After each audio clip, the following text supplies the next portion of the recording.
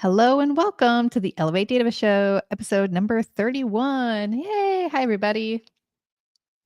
We are here to explore current topics in data visualization, share our creative inspiration, and the tools and techniques that we are experimenting with as practicing information designers. Welcome. So today we're talking about 100-day projects, and we just started, I guess you would call it a cohort of another cohort of data 100-day project in our community, the Elevate Dataviz Learning Community. And not too late to join us. If you'd like to do that, go to elevatedataviz.com. So we thought this month's Elevate Dataviz show would be great to talk about what a 100-day project is, what you can use it for, and then also what we have seen makes a really good 100-day project. So you can try to optimize yours. I am Ali Torben. We also have Gabrielle Marit and Will Chase on the call. And before we jump in, this show is supported by the members of the Elevate Dataviz Learning Community who get the opportunity to watch and ask questions live. And if you would like to do that, and also you want to level up your Dataviz skills in a very friendly and supportive community, you can go to elevatedataviz.com. Okay, so let's talk about 100-day projects. So just at a basic level, 100-day project, it was started, I don't know exactly when it was started. Actually, it's kind of old because when I did mine, that was a while back. Yeah, 5 years ago, it was already around. So I can't give you an exact history lesson, but if you go to the100dayproject.org, I'll drop in the chat. This is the site that kind of kicked it off as far as I know. Drop in the chat. And it was really intended for artists, from what I can tell. And it was about trying to create a little bit of something every day in order to jumpstart the habit of creation, because as we know, it's hard to sit down and actually create every day. There's life getting in the way of lots of times. And then also we put such a high bar on creating something. Oh, I have to be doing this amazing art piece, or like specifically for Dataviz, I got to create this amazing graphic in order before I can share it. So then it takes forever, and then you never end up finishing and you never end up sharing. So a 100-day project is a great way to start a project, and it can be where you're doing little bits of it every day and sharing little bits of it. So it's like a larger part of larger project, or it can just be you just disparate pieces that you're sharing every single day. So for example, back in 2020, I did a 100-day project where I just made this up, just random constraints. I wanted to learn more about illustration. I wanted to improve my illustration skills. So I thought, what if I illustrate a wallpaper pattern every single day, and it would be what I would imagine a Dataviz designer's wallpaper would look like throughout the year. So it's a 100-day project. So I started in 1920, and then I did 1921, 1922, all the way to 2020. And as my design inspiration, I was looking at what the New Yorker covers were looking like during that year. So it gave me something really specific to do every single day. I think that's probably the hardest part, is putting constraints around it, which we'll talk about later, putting constraints around the project so that you know exactly what you're doing every day. Did I miss anything about describing the project? The 100-day project? No, I don't think so. I think, it definitely started as more of an art thing. But it's certainly expanded to the point where, it could be anything you want. A very popular, in fact, I think maybe the way that I was introduced to it is a lot of people in the technology world took that idea and started doing 100 days of code. So that became sort of like a sub thing of its own.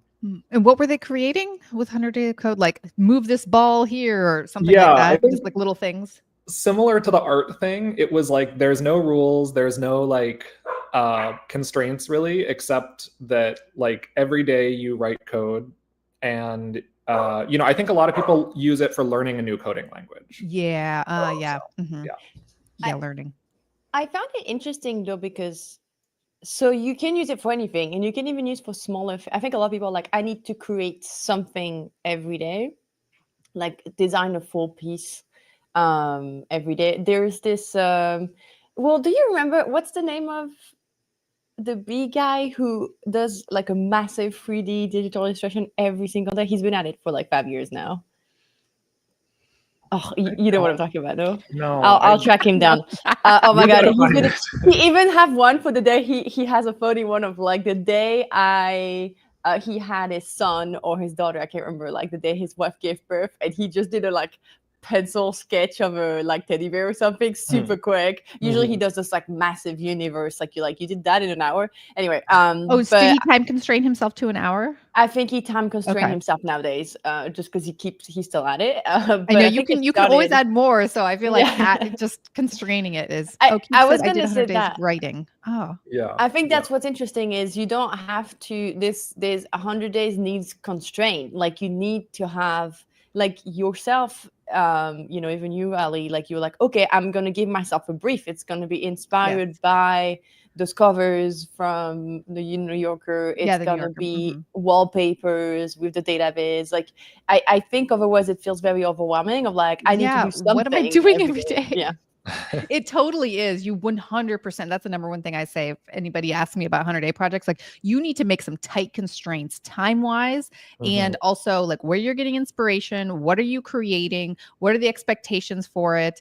Are you going to share it whether it's finished or not? Which I recommend that you do, because nothing will ever feel finished. I mean, very rarely. I dropped in the chat my 100-day project. It was on Twitter, so this is long ago, but the thread is still there. But if you scroll through them, it's like most of them are garbage. I don't think that's true. I don't think so. Garbage is probably too harsh, but you're not like, I would be proud of that. It's just like, she was experimenting. I will say something. Back then, I did not know Ali. Like, we were not friends yet. And I actually have the mask version that you sold online with one of the... that's right. Yeah, a couple of them did turn out nice. And then on Society 6, I think it was, I sold some prints. And then, since it was during COVID, I put some of the prints on masks too. That's so funny. I was just going to say, they were nice enough that I bought a mask. And it wasn't because I liked you, it was because I thought it was pretty. Yeah, but if you think about it, 100 of them, maybe like 5 of them, I'm like, okay, I want to actually make this my phone wallpaper, or sell prints. And actually, 2 of the pieces were commissioned for a magazine cover. So like I had already done with it, and they asked if they could put it on the cover of, it was the ACM Communications magazine. So not like a huge magazine, but they paid me $1,000, $1,500, something like that. So for work I already done, yeah. I want to call out Cube in the chat said, I did 100 days of writing during the pandemic. So that's Cube, did you have any constraints on that?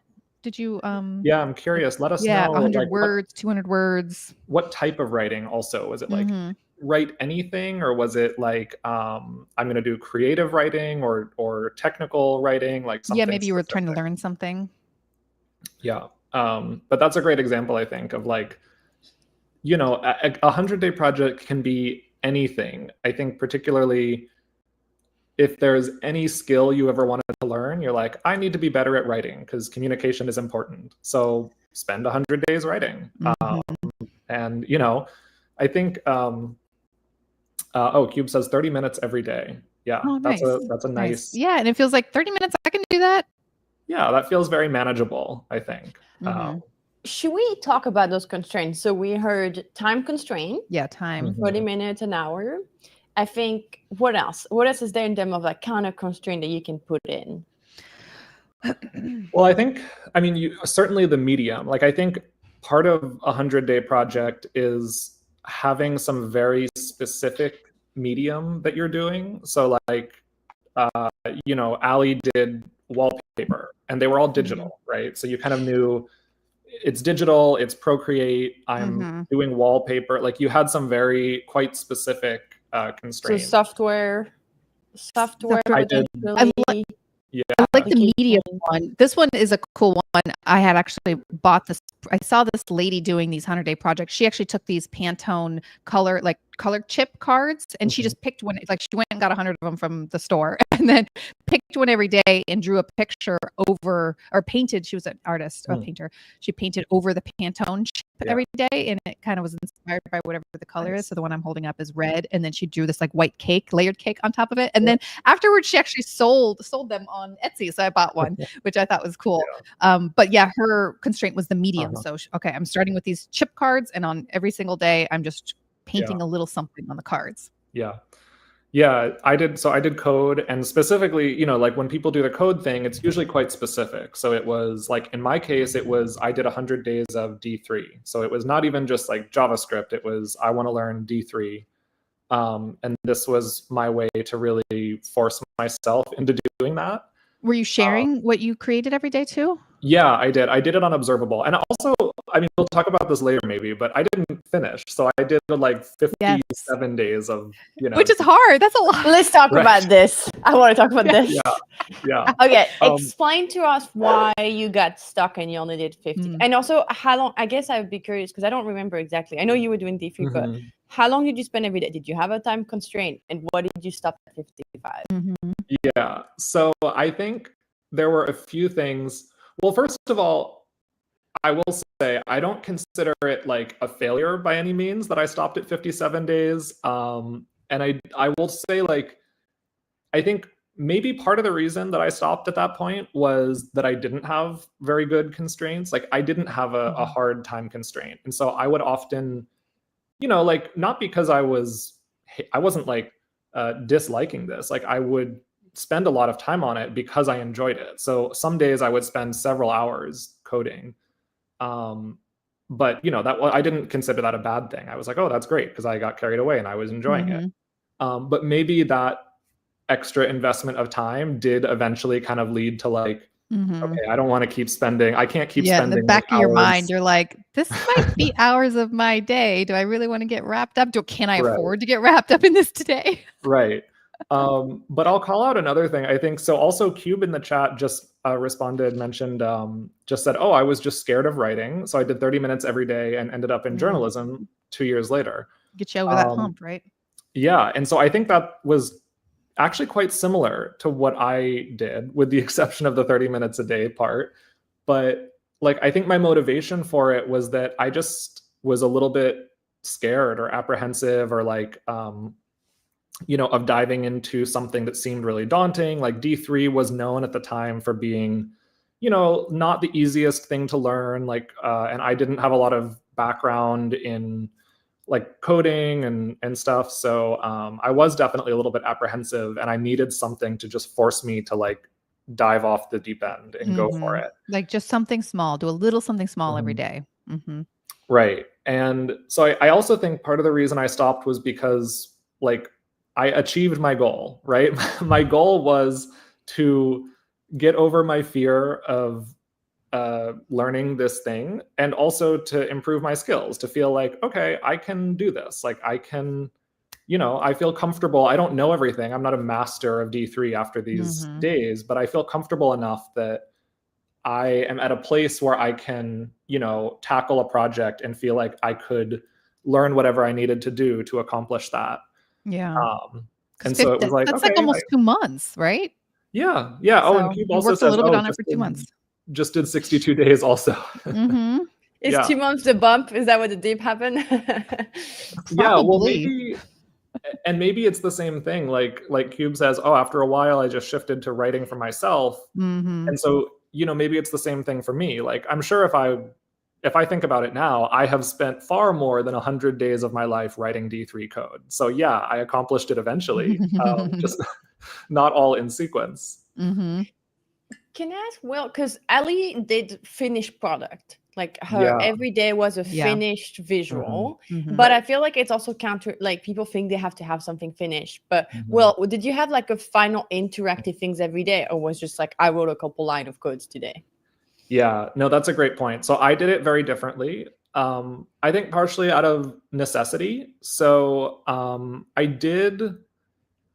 not sure if I actually posted every day, but like I did, my goal was that I had to do something every day, like write a line of code every day. And maybe that line of code wouldn't even work and it would be full of bugs and stuff. But like, I had the most minimal set. So even if I just spent like 5 minutes, I considered that an accomplished day. But that means that, of course, I wasn't producing a product necessarily. Like it wasn't that I made a single chart with D3 every day. I think even over the course of the project, I only made like 4 charts, I think.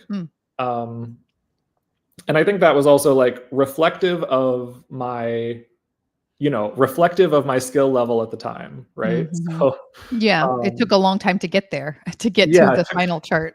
right. It was like, Were you okay, first we have to learn how to like add numbers, or like the most Mhm. basic things, which can't really produce an output. And so there was definitely like quite a buildup to get to that point of actually producing something. Right. And were you following along like with a book or something? Like, how did you know what to do every day? Just whims Yeah, or that is a great that is a great question. I'm just looking because this was 6 years ago, so I did this Uh-huh. in 2019. Do you have a link? Is it on your observable thing? Yeah. Oh, Let me share some links. yeah, that'd be cool. Let me share some links for you guys. Oh, oops, I'm not. Wait. Here, I'll do it. I think I found it, but it's in the Comments private at the chat, top. Ali. Yeah, there you go. I got it. I'll drop and it. Let me go to my observable account as well. Well, let's see. If you go observable, here we That go. could be something too that if a good constraint, if anybody's going to start one and they're like, oh, I'm just going to learn something new and whatever I feel like doing today is what I'm going to do, 5 minutes. That's tough because then you got to like look around. So maybe research. Research, which Yeah. is fine if that's also part, but maybe you're switching. Like one day I'm researching something to do and then the next day I'm doing it. Yeah. That could be something because the research could just like, take you down a huge rabbit hole. So maybe like going off of a book, like buying a D3 book and doing 1 page a day or something like that, reading 1 page a day. That could be an easy way. Yeah. And I did, so I noted in my blog post that I did actually get a book. So I got a book that was at the time, like the recommended book for learning D3. And I started reading that a little bit before I did the project. And then I continued to read it sort of as I was doing the project. But I think at some point I kind of like put down the book and was just like, okay, now I'm just following blog posts and other things like that. Or like am noticing I don't know how to add an annotation. So now I'm going to go figure out how to do that. Yeah, exactly. Okay. So, and yeah, if you look at that observable account, I think there's lots of other stuff on there that wasn't from the 100 Days project, but like the old stuff, there's like all my first maybe 7 or 8 notebooks were all stuff from that project. So, yeah. Did anything come out of it other than like, did you get any reaction when you were sharing it? What happening there? I'm trying to remember. I know that I did. I know that so I can't remember specifics because it was a long time ago, but I remember I got a lot of engagement with it. So, I remember people were DMing me on Twitter asking about it and just like, also lots of comments and things. People were participating. People were like inspired people to try too. Yeah, so I think I had interesting levels of participation in that. I got some people that were like inspired and were like, oh, I'm doing something similar, or oh yeah, I want to do this too. And then I also actually ended up getting a lot of like well-known people from the community who were kind of like the teachers that I was like the people writing the books that I was reading. A lot of them actually were reaching out or commenting on my posts to help me. So like one of the interesting things was that since mine was not like produce a creative product, like if you're doing a painting, right, you typically wouldn't, I mean you could, but I don't think I see a lot of people like posting an in progress painting and being like, I can't figure out what color I should use, or I'm struggling with the perspective, can somebody help me with this, Right. But in my case, also because it was like I was using online code notebooks that people could collaborate in, I would often share in progress things and be like, today I tried, making my scatter plot interactive. Like I tried adding a click event to the scatter plot, but I couldn't figure out how to do it. Here's where I got. And then I would like wake up the next morning and have a bunch of comments of, like people from the community being like, oh, here's how you do it. Or like, oh, like I made a comment on your notebook of like, I found the bug in your code for you. Fixed it for you. Yeah, actually it was really funny. That's neat. Mike Bostock, who's the creator of D3, he was like following my posts for sure. And I would sometimes wake up and there would be like like a pull request, like suggested changes in your notebook from Mike. Oh my gosh. That's hilarious. You Yeah. know, it's so funny. So I think engineering, because you work in a collaborative environment, right? Like GitHub, all of those can be shared. I think the practice as a whole is quite collaborative. Like you used to like pull requests and things like that. And I think in the space of design, because of the tool we used to use, at least like Illustrator, Procreate, all of those were not collaborative. So we work in a very siloed way. You'd have to like send a file and then we send it back, and it wasn't You're actually painting on a piece of paper. or something like that. But I'm thinking for people nowadays that like if you're trying to do, well, if you're working in Procreate or something, that would be different. But if you're just trying to do like a, simple charts for 100 days, like if you use Figma, like it's a collaborative environment. Like even we do that. Like recently, Zan Armstrong was sending me some. She was like, "Can you help me out with this fig?" And I was just like in her file, just moving things around. There's people, and that's something that I would recommend if people start a 100-day project, is don't do it alone, because I think it's hard and you get stuck. And even us, we have this group, this is how Elevate started, of like trying to help ourselves do like some keep moving and getting unstuck. And so maybe that's one of the rule too, of like if you're gonna do a 100 project, like do it with someone, like find a community. I love that. Like Slack, like we have the Slack in our community where anybody can post anything anytime. If you're working within a collaborative file like Figma, like we can jump in. Like sometimes we even do that ourselves with the mentees. Like I'll jump into Figma files and just fix it. Or at least try to show how that could be done differently. I think maybe that's something, because it's difficult. I've never stuck to a 100-day project, and I tried because of that. I think because of the aspect of getting stuck, and you just like, I don't know what to do anymore, or it feels overwhelming, having to do something every day and feel like I need to finish it. That one. I think the other thing is definitely, so doing it with somebody, or not even like with, great. If you have a partner, like if you have a friend or somebody else that you can actually do it with, that's ideal for sure. Because I think it's that same kind of thing, like having a gym buddy or like a running buddy, something that sometimes you don't want to do. It really just forces you if you have another person, because then you're being held accountable by your friend. But the other part of it was that I definitely didn't I wasn't that strict on myself. So I think I probably missed some days here and there. And I was like, that's fine. I just didn't, I missed yesterday because I was busy, and I like got home late and didn't want to open my computer at midnight and like begrudgingly start writing some code. Suck all the fun out of it. If you're in a situation where you're just like, oh, I hate this, and like it's, I don't want to do it, then it's ruining the point of it, right? Yeah, so maybe time to reevaluate. But you can start a new one. But also the dip. Like I think that, I don't know, because it's also like I think when it gets hard is when people give up.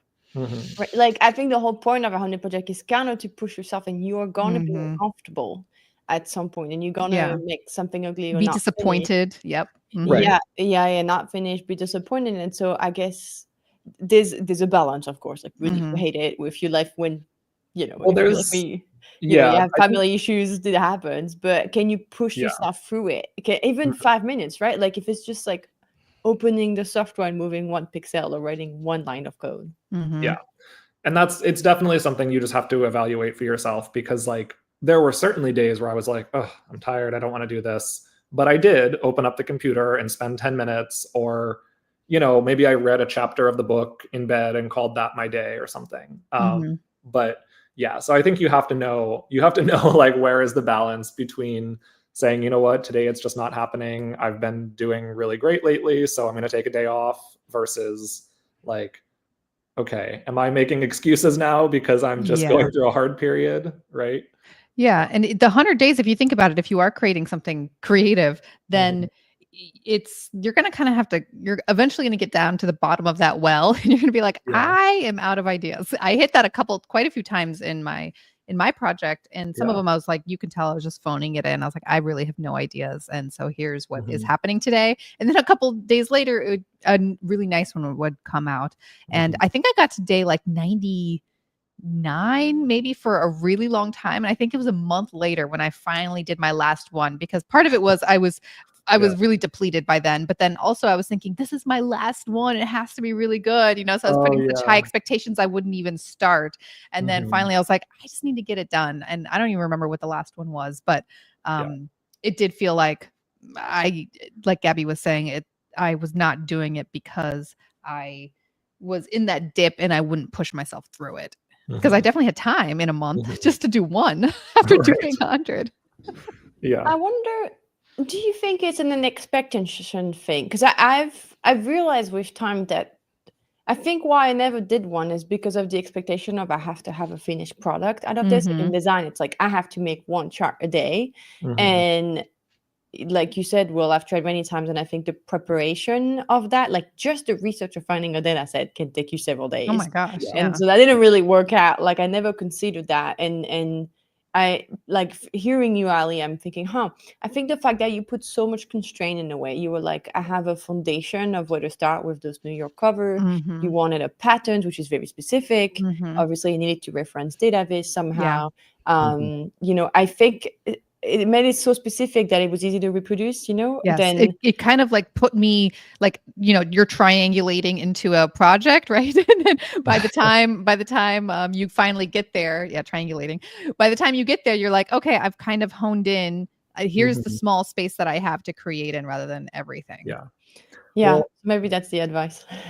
I'm curious, Ali, about your preparation for it. Like, what did you do to prepare for this? A few questions. One, like, what was your experience when you started with Procreate and using that? Oh, yeah. And then also, how did you come up with brainstorm the ideas? Was it like every day you woke up and you were like, all right, I have to come up with a new idea today? Or at the beginning, did you make a giant list of like, here's a ton of ideas, so I have them all in the bank? Yeah, that's interesting. I did not have a giant list. I would wake up and actually, I think I would do... What would I do? Okay, I think I would work on it a little bit throughout the day because this was when my kids were really young, so my schedule was like all over the place. So I would work on it a little bit during the day, sometimes at night. But what I really wanted to do was get what I was doing far enough where it was mostly done, and then I could look at it with fresh eyes just for a handful of minutes in the next morning. Because a lot of times when you sleep on it, you wake up and you're like, oh, I know why this wasn't working. Yeah. And then you find you have exactly what you need to do. So I really liked having it split over 2 days, but just, small amounts of time. And then my Procreate knowledge was pretty low at that point. I was just doing some little very simple illustrations for my blog on Dataviz Today at that point. So they were just like, basic, almost like header images, but like super, super basic. So I would just like, I think I'd go on Pinterest and say New Yorker cover 1926. And then I would find one that struck me. And then I would take a screenshot of it and have it to reference. So I can pull the colors and like, the pen styles and all that as I was drawing. And then I would go and find a chart type. So, just Google chart types and then kind of scroll through until something struck me. And then I would just start illustrating, trying to see how those things would come together. And I actually just started a new 100-day project because we are running one in the Elevate Dataviz Learning Community, like I mentioned. So some of us are keeping each other accountable in one of the Slack channels and posting every day, sharing what we're doing.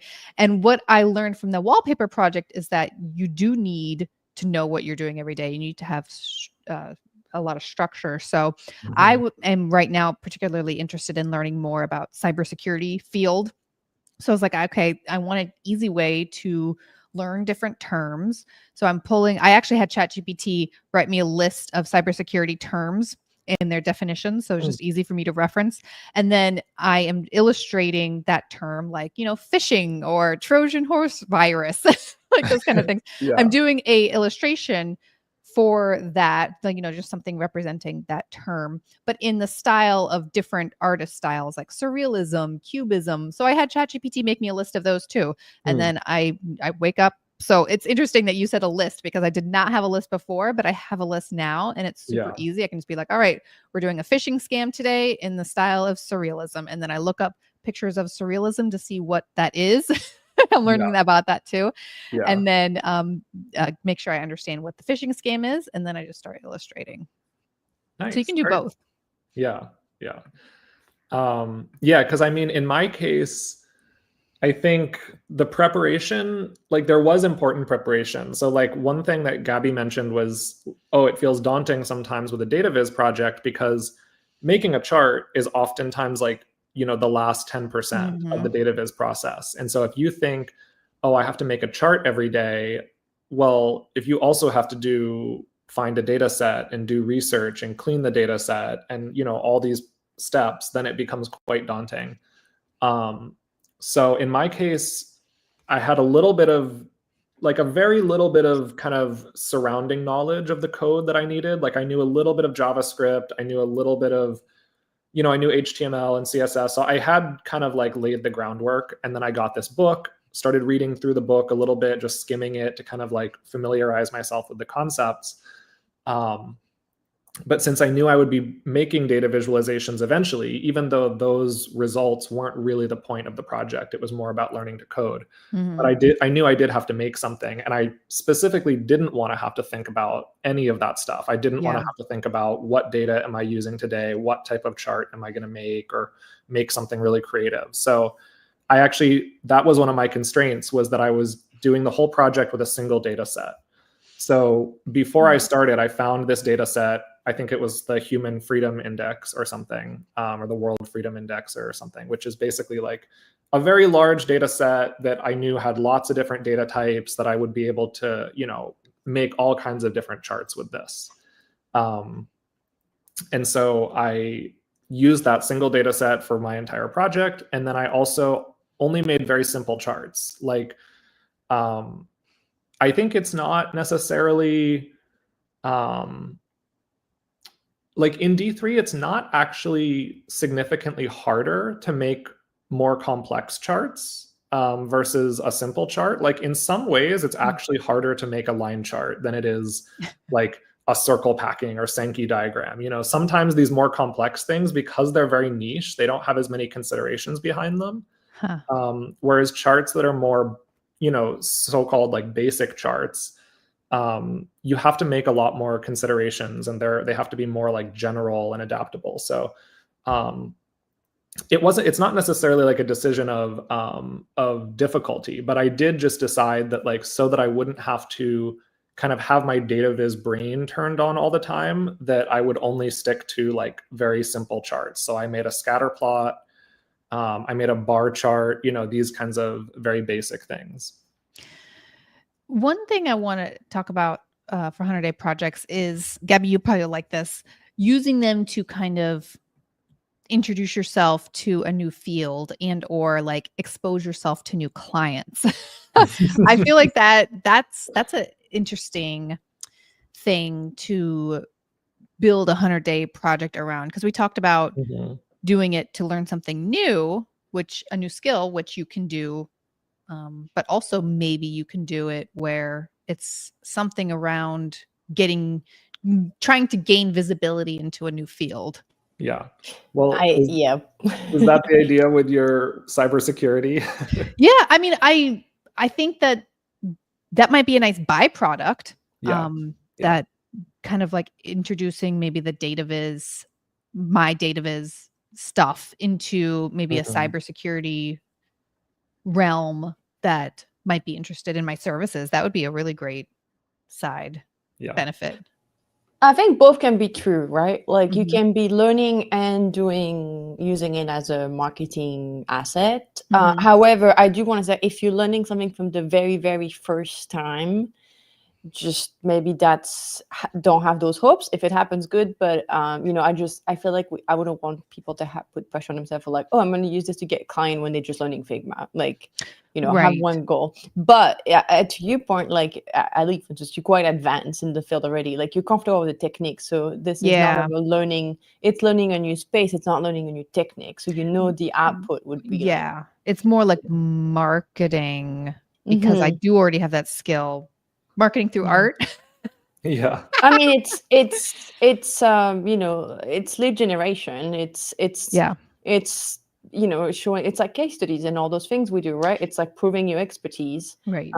And showing that up visually, because that's what we do. Like the output it's a way to get like portfolio pieces in a way. You know, I think I think it's a great point though of like it doesn't have to be learning something new. I think people tend to do it that way of like, I'm going to learn 3D, I'm going to learn motion design. But there's a couple more things, and one of them is, hey, I want to just do something that I will show off later. I may have an idea on that too. On like, I won't share it because people steal my ideas, so I won't tell you what I have. But we've been thinking a lot about this in studio about how like maybe like experiments, right? Maybe experiments is the way you can think of it. An excuse to show experiments of things that you already know how to do. Like you want to try something, you know how to do something, you've never got the chance to do it with a client. So and you're like, I will just do it. You know, when I started my business, I did a lot of those creative Dataviz on Instagram because I knew I wanted to do them for paid work eventually, but nobody was going to hire me without seeing it. I was like, I just need to produce them. I was just doing 2 a week, which was a lot. But, you know, I think it's you give yourself a clear constraint, a clear goal, and that goal could be marketing. Which doesn't need to have any sales language or anything around it, but it's like, in that case, I think what that adds is it needs to be shared publicly. Yes, 100%. And I think that you need to more like lead with I don't want to say the art because it doesn't have to be art, but like lead with the art rather than be leading with, hey, here's this thing I created. Oh, you can hire me. Because I think that maybe it might lead to you putting too much expectations on it. And I feel like people receive it slightly in a different way. It almost takes the serendipity maybe out of it. So I think if you share it more like, here is an interesting experiment, then it will end up getting you more attention just because of the nature of it. I mean, if you think about how we're scrolling through LinkedIn, it's like so much AI stuff and selling, and it's kind of refreshing to just be like, here's something I made. Isn't this interesting? Yeah. I was going to share something I found actually that I don't think I just put a link we can put that. Okay, I'll grab it. I had it open, Will. I had it open right next to it. I was about to talk about it. All right, go ahead. I love that. Well, there you go. I mean, it's basically what you meant. I don't think this was actually technically like 100-day project, but it very much could have been. So it's 100.datavizproject.com for anybody who I love this is project. listening. Yeah.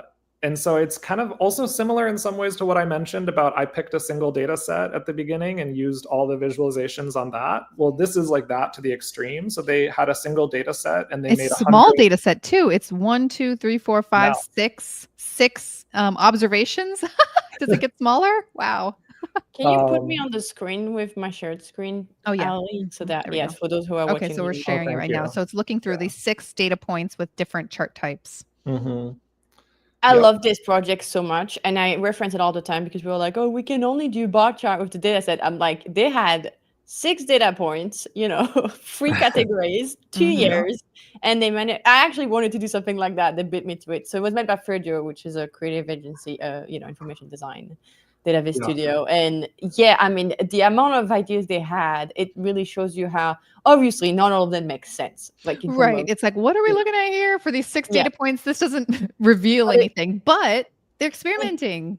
And this is really limited, like in terms of constraint, right? Small data set, square format, no storytelling, but also like limited colors because they kept it on brand for them. Like 3 and colors, really. It really show you how much you can do. I showed that all the time during a workshop because I found it such a great example of people like, we can only do bar charts. I'm like, can you is it really like, here's 100 version of like the same thing presented differently. So I just found it really interesting. And I was thinking about that, Will, too, of that's a really good example of constraint. Like if you want to practice pushing your creativity, just constrain so much that like you really have to push yourself and think about it. And that could be done in a day. I think most of the charts could be done in like an hour, probably.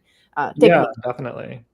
Well, and like you can see, this is exactly what you said, that this is a marketing material. This is a studio, a creative studio that made this. And at the bottom, it says, hire us. Right? And I think it's also a really great illustration. Like, I think it's actually very smart that they picked such a small data set because this is also very realistic. Like a lot of clients come to you and they say, we want like a mind-blowing, super impressive, flashy visualization. We want to really impress our investors. And then you're like, okay, great. What is your data? And they say, oh, well, it's the, it's the quarterly sales from last year, and you're like, and this year, so you get 2 data points. yeah, and you're like, okay, great. So it's quarter 1, quarter 2, quarter 3. It's 4 numbers. That's your data set, and you want me to make some amazing, impressive thing. That's a very real life scenario, and this shows that you can do it. Yeah, you can at least experiment. That's such a good point, especially because we are seeing like a really, I think we're in that phase of like data storytelling, and I think the influence also of the Georgia Lupi of this word of like doing the big, complex, multi-layered, explorative database. But that isn't most use cases. Most use cases are not those big data sets. They're actually really small charts. And maybe there's several of them. Maybe they create a story, maybe they don't. And that doesn't make them not interesting. And I love that you talked about that, Will, because if you 100 project is a great way to show off how you can do unique, small charts that are still impactful. You do not need a full storytelling with the motion and the textures and the paint to do something that really works for clients and to inform people. Yeah. Any favorite 100-day projects that you guys can remember that from other people? Maybe I have one.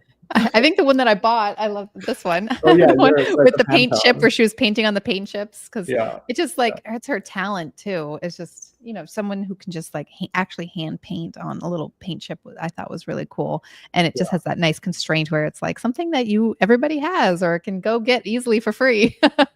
And Mesa Schumacher, you mentioned collaborations, Gabby. She was doing, I don't know if it was a 100-day project, but she was sharing art every day. Was that the birds one? Yeah, she's illustrator of like, I don't know how she would describe it, but like not medical. Hold on, let me look.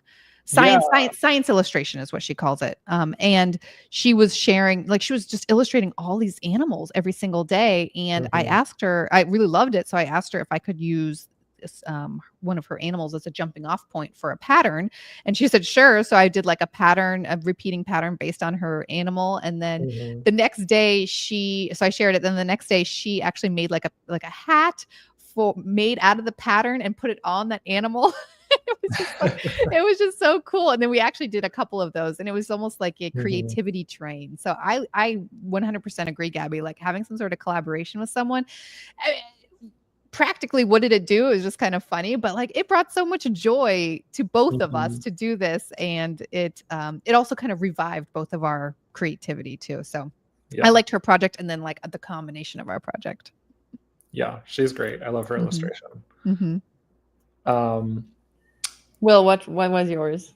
Mine is, I think maybe one of the probably earlier ones, maybe one of the OG data visualization ones was Amy Cecil did that's right. Dataviz, which was making Dataviz with Play-Doh. I'll get a link. Yeah. And this was 2018. So that feels very, maybe kind of like early on in the process of when people were doing this. And yeah, it was amazing. I mean, it's so great. And I think it's one of those examples of like, it doesn't have to be learning a new skill, right? Yeah, I mean, medium was the constraint, like you mentioned, right? Medium. Right, totally. Her plan, and it looks like I linked to it in the chat, but also it's amycecil.com/dataviz, and there's only like, I don't know, 12 on here. I wonder if this is just a selection, but I wonder if she actually got to 100 days, because maybe not, but I mean, you remember it, even if it was only 12. Yeah. And I don't know if it was all 100 days, or if it was more like mine, where maybe like, she spent 10 days making this one visualization, right? Like off and on. Yeah, something like that. But I think this project won one of the like Information is Beautiful awards or something. You're right. It did.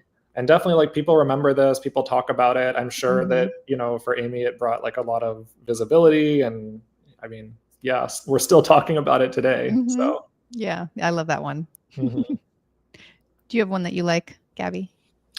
Not in the Dataviz world, I think, because there's not so many. I found the person I was talking about, which is Beeple, and Beeple did one weird, surrealist, digital painting, 3D things he wrote from May 1st, 2007 to January 7, 2021, every single day. And I mean, I recommend people checking it. I think his Instagram is like Beeple Crap or something like that. He eventually got famous because of NFTs, but I just 2 million followers. Wow. He's really famous in the world of like digital illustration, and it's just wild. But it's also, I think it's interesting to see, how much you can flex every day, every single day, and you can see the style refining. As I think that's why I like this. He's done it for years, right? 2007 to 2020. But you can still his style and his point of view refining with time. And I think it's pretty cool to watch that, not just the skill set, but like how it's changing throughout his life, what he's going through, the political landscape, the topic. But you can also see the refinement in that, like what is his aesthetic and what does he create if you go all the way back to the very first And there's one. no shortcut for that, right? You just have to create a lot. You can't have to do a yourself lot to that. Yeah, I think it's a good, I like it because I think it's a interesting example of, people are like, what's my aesthetic, what's my style? I'm like, it comes through practice, and 100 day might give you that. You might realize that actually, like, you're doing maybe, you can constrain it through and aesthetic, leaning on through, like, inspiration, right, at the beginning. You can totally do that, and it can help you explore. Like, I think Ali, that refines your style when you did because you're like, oh, I like Procreate, and not just Procreate. Like, some people do Procreate, they do things that look like more like anime styling. Some people, there's a range. It helped me find my style for sure, because you draw something and you're like, I actually really like that.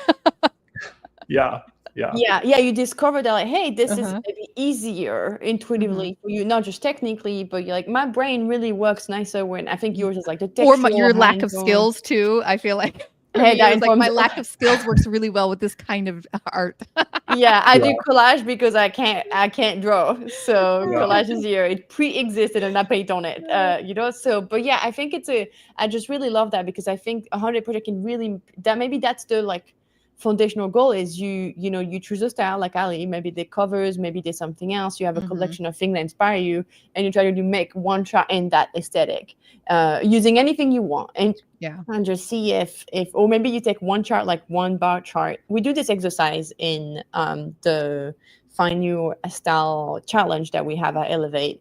I asked them to take a bar chart and make it in several styles, based on like some inspiration they have. So they have to find inspiration from like textured architecture, not Dataviz. They're forbidden to find anything that's Dataviz related. And then try to apply that to one bar chart with 3 columns. That's it. There's not even a legend. There's like almost very little things, because you can literally flex so much on that one single space, and really find your aesthetic. So maybe that's one. You take one bar chart, you just like try everything. Like, how could that look like? Super constrained. Little experiments, and then if you can imagine, you're sharing this and then people see you as the creative Dataviz person just because you did a bunch of experiments and you were showing them. So it's pretty powerful and pretty easy to get started. You can constrain yourself so much where you can really get started easily. There's one more type of 100 project I'd love to talk about, which is what we're seeing a little bit at Elevate right now. So we are day 4 now. I think. Day 4. It's today. Yep. And what's interesting is, I think maybe the audience would be surprised to hear that most of them are not doing Dataviz or even illustration or even design. They are actually working more on getting their house in order. So some of them are exploring, like, every day is like, I'm cleaning up my Notion. I think somebody made a diagram of her workflow to identify how she works. And have that get, like, clients and like refine that process. She's trying to help team understand and map strategy issues. She just did like a visual representation of how her work plan looks like. So goals, timeline, project details, tools. And I just found that interesting too. Like 100 days, of course, Dataviz is great. It's a portfolio piece, but potentially if you're doing something where you're growing, you're trying to freelance, there's something to be said about being like, I'm going to take 100 days to think business and do an hour on my business today. like something that when you know day to day and you're working hard and you know you're producing thing, you don't want to add more production. Like you're already doing charge for client for your full-time job. Right. But let's say you want to start freelance. Maybe it's like, hey, day one, I'm looking up how to set up an LLC. Day two, I'm looking up what the bank account would look like. Like that's also a way to have a 100-day project that could be really useful in the longer term. Yeah. Yeah. You can definitely be creative about it and, you know, use ChatGPT to help you think of ideas. Something will come out good. Yeah. I think the planning, the preparation is key, of course. What else did we say? The constraints. Yes, constraints. The having some sort of goal. Yeah, having a goal, definitely. Like learning something, exposure. Mm-hmm. Anything else?